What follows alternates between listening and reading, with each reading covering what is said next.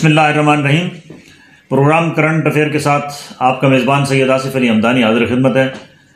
ناظرین، جیسے کہ آپ کے ابھی علم میں ہے کہ 2022 کا آغاز ہو چکا ہے اور عوام کو جو توقعات تھیں کہ شاید سال بدلے گا تو ان کی کوئی قسمت بھی بدلے گی، شاید کوئی ان کی زندگی کے جو مشکلات ہیں اس میں کمی آئے گی، لیکن یہاں پہ تھوڑی سی ابھی بھی جو حالات حکومت وقت کے جا رہے ہیں وہ یہ ہیں کہ منی بجٹ کی تیاریاں ہو رہی ہیں جسے 10 تاریخ کو پاس کرانے کے لیے ہر ممکن کوشش کرائی جا رہی ہے۔ اور منی بجٹ کا یہ ہے کہ IMF کی کڑی شرائط کے مطابق 380 ارب روپے اکٹھے کرنے ہیں اس قوم کے خون پسینے میں سے۔ تو ہمارے ساتھ اسٹوڈیو میں موجود ہیں تحریک انقلاب پاکستان کے چیئرمین، ممتاز سماجی سیاسی شخصیت ہیں جناب چودھری عقیل عباس صاحب۔ ان سے پوچھتے ہیں کہ یہ عوام کی مایوسیاں کب امید میں بدلیں گی؟ نیا پاکستان کا جو تصور دیا گیا تھا، کیا اس کا حقیقی کوئی آپ کو آگے منظر نظر آ رہا ہے اس 2022 میں؟ جناب عقیل عباس صاحب، ہم آپ کو خوش آمدید کہتے ہیں اپنے اسٹوڈیو میں، اور آپ اس پہ تھوڑے سے روشنی ڈالیں کہ یہ منی بجٹ جو آ رہا ہے اس سے منی بجٹ سے عام آدمی کی زندگی پہ کیا اثر پڑے گا؟ جی شاہ صاحب، السلام علیکم، اور تمام میرے دیکھنے والے جو ناظرین ہیں ان کو بھی میری طرف سے السلام علیکم جناب۔ تو مسئلہ آپ بتا رہے ہیں کہ جو منی بجٹ حال ہی میں جو انہوں نے میرے خیال میں اناؤنس کیا، تو منی بجٹ تو جب آئے گا تو میرے خیال میں تو یہ چیزیں سب ڈبل ہو جائیں گی، جیسے یہ اس کو جس پوائنٹ آف ویو سے وہ لانا چاہتے ہیں۔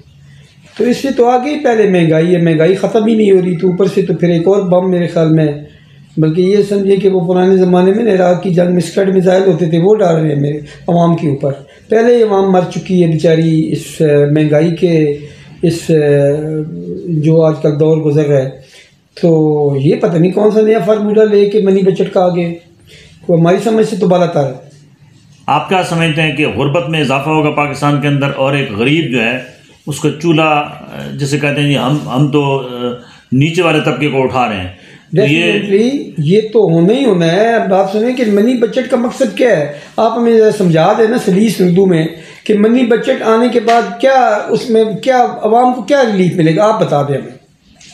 منی بجٹ کا مطلب یہ ہوتا ہے کہ نئے ٹیکسز ڈالے جائیں، نئے ٹیکسز ڈالے جائیں، میں یہ کہہ رہا ہوں سیلز ٹیکس ہے۔ اچھا، نئے ٹیکسز جب ڈلیں گے یہ عوام کا ہی پیسہ ہے نا، تو وہ تو پھر ڈبل ہو گیا نا جی، وہ تو پھر یہ سمجھیے کہ وہ اشیاء خرد و نوش پھر ڈبل ہو گئی ہے، تو پھر یہ کون سی ریلیف دے رہے ہیں؟ یہ مار رہے ہیں یا ریلیف دے رہے ہیں؟ یہ تو کوئی سمجھ سے بالاتر ہے۔ آپ کیا سمجھتے ہیں کہ اپنا جو ہے وہ جو ایک عمران خان صاحب نے 3 سال پہلے نیا پاکستان کا تصور دیا تھا، اس کے اوپر لوگوں کے اندر مایوسی نہیں پھیل رہی ہے کہ یہ تو پرانا پاکستان ہی بہتر تھا؟ وہ جواب میرے خیال میں عوام نے یہ کہتے ہیں کہ ہم خاموش انقلاب لائیں گے، تو عوام بیچاری روڈ پہ تو نہیں آئی، عوام تو اپنے کوئی محنت مزدوری دال روٹی میں لگی ہوئی ہیں، کوئی اپنے آفس میں کام کر رہے ہیں، کوئی بیچارے بزنس میں بھی، وہ بزنس بھی آج کل آپ کو پتہ ہے بالکل ہی ڈاؤن ہے۔ عوام نے خاموش انقلاب میرے خیال میں لا چکے ہیں اور بتا چکے ہیں کہ یہ خاموش انقلاب ہوتا ہے۔ کنٹونمنٹ بورڈ کے انتخابات آپ نے دیکھیں کون لے گئے؟ نون والے۔ KPK میں دیکھی ہیں مولانا فضل الرحمان صاحب لے گئے ہیں۔ سندھ میں RLD پارٹی ہے، جتنے بائی الیکشن ہوئے ہیں سب نون لے کے گئی ہے۔ تو یہ خاموش انقلاب نہیں ہے تو کیا ہے؟ خاموش انقلاب آ گیا ہے، اب مزید جو رہ گیا ہے وہ یہ خود ہی رستہ ہموار کر رہے ہیں اس کا۔ جناب چودھری عقیل عباس صاحب، یہ بتائیں کہ جو چکوال کی سیاست ہے اس کا رخ کس طرف مڑتی ہوئی آپ دیکھ رہے ہیں، اور یہ جو نئی ہلچل آئی ہے سردار گروپ کی طرف سے، بڑا دھماکہ ہوا ہے پچھلے دنوں میں، بہت سارا ایک بڑا اجتماع ہوا ہے اور اس کے اندر انہوں نے اپنے مستقبل کا فیصلہ کیا ہے، تو اس کا آنے والے بلدیاتی الیکشن پہ کیا اثرات پڑیں گے؟ شاہ صاحب، چکوال جو ہمارا آپ کا اور میرا آبائی ضلع ہے، چکوال میں نے 2013 میں الیکشن لڑا تھا آزاد سیٹ سے صوبائی اسمبلی۔ جو میری ناقص عقل سمجھے یا جو بھی سمجھ لیں، وہ یہ کہتی ہے کہ چکوال ضلع جو ہے نا بنیادی طور پہ 2 ٹیم ہے جن کی گرد گھومتے ہی ہے۔ جو پبلک کا رجحان ہے، ایک نواز نون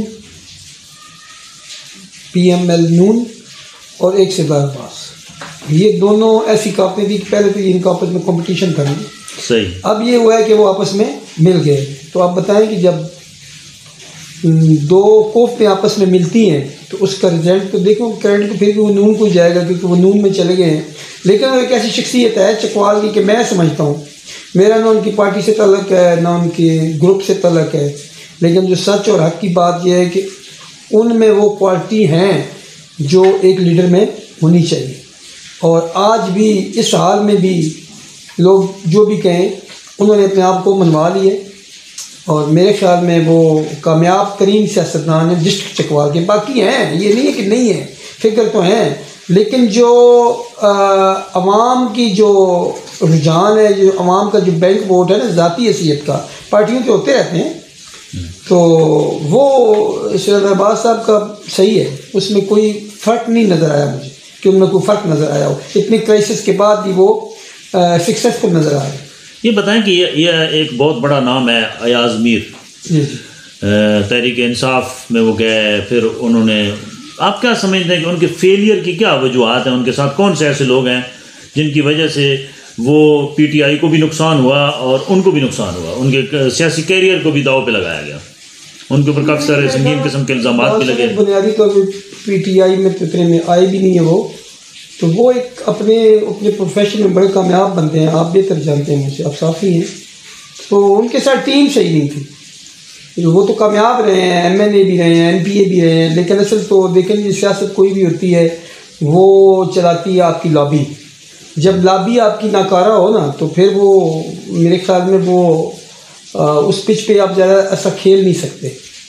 تو وہ خود تو جو ان کی ایبلٹی تھی، یا وہ خود جو ایز ایک آپ یہ سمجھ لیں کہ صافی بڑے بہترین اور بڑے اعلیٰ ضرب کے ساتھی ہیں، اس میں کوئی شک نہیں ہے، لیکن پولیٹیکلی لائن میں ان کو فیل کرنے میں ان کی لابی کا سب سے بڑا ہاتھ ہے. بذات خود نہیں ہے اتنا، میں یہ سمجھتا ہوں.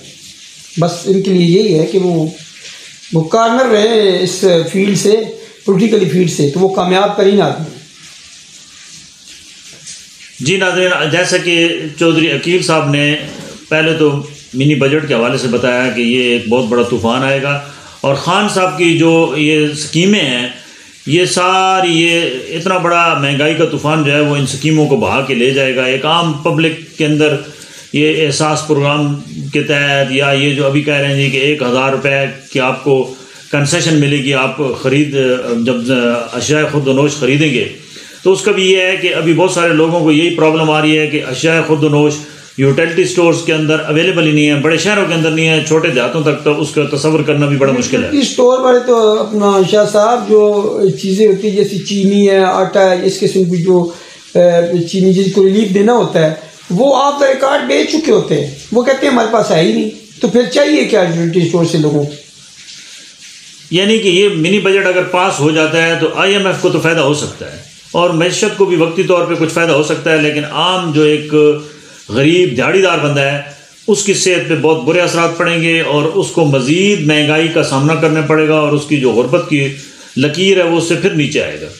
تو حکومت پاکستان کو چاہیے کہ یہ کوئی ایک عام دکانوں پہ یہ کام کر دیں، بجائے سبسڈی چند ایک یوٹیلٹی سٹور تک محدود کرنے کے بجائے، یا وہ کارڈوں کے ذریعے لوگوں کو مشکلات میں ڈالنے کے بجائے، وہ اگر عام جیسے ماضی میں ہوتا رہا ہے پچھلی حکومت میں بھی کہ ٹرک کھڑے کر دیے جاتے تھے، آٹا سستا مل جاتا تھا، ہر ایک بندہ وہاں سے خرید سکتا تھا، چینی سستی مل جاتی تھی، اس قسم کے جو ہے وہ سستے بازاروں کے ذریعے وہ لوگوں تک ریلیف پہنچایا جاتا تھا. تو یہ ریلیف کا کام ایسے ہونا چاہیے. دوسری بات یہ ہے کہ جو چکوال کی صورتحال انہوں نے بتائی ہے، یہ سمجھ رہے ہیں کہ سردار گروپ ایک وہاں اس کو مخالفین بھی بالکل بڑے دل سے تسلیم کرتے ہیں کہ وہ ایک بہت بڑی طاقت ہے سیاسی طور پہ. تو ان کے نون لیگ میں جانے سے آنے والے جو بلدیاتی الیکشن ہیں اس میں نون لیگ کا پلڑا بھاری ہوگا، اور شاید ضلع چکوال کی میئر شپ بھی سردار گروپ لے جائے. تو اپنا خیال رکھیے، اور ہم آپ سے لیں گے اجازت. اللہ حافظ.